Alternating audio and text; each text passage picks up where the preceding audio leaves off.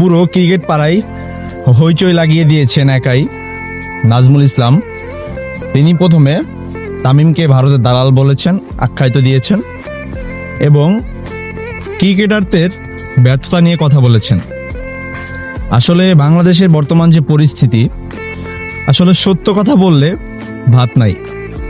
এই লোকটা খুবই সৎ, যোগ্য এবং সত্যি কথা বলেছেন যে আসলে আমাদের ক্রিকেটারদের তো সেরকম কোনো অর্জনই নাই, শুধু মাসে মাসে গ্যালন গ্যালন টাকা নিচ্ছে আর বসে বসে খাচ্ছে।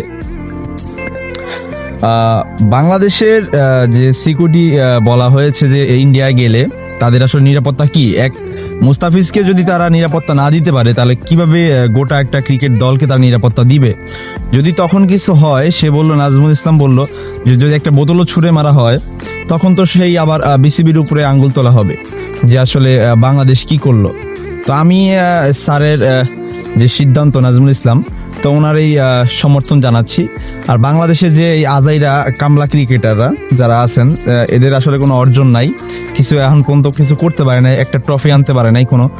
তো এরা যে একটা আন্দোলনে নামছে যে সভাপতিকে পদত্যাগ করতে হবে, আমি এর একবার ধিক্কার জানাই। ভাই, তোরা তো কিছু করতে পারবি না, একটা সৎ লোক, একটা যোগ্য লোক আসছে, কিছু একটা করবে তোদের জন্য, কিন্তু তোরা সেটাও করতে দিবি না।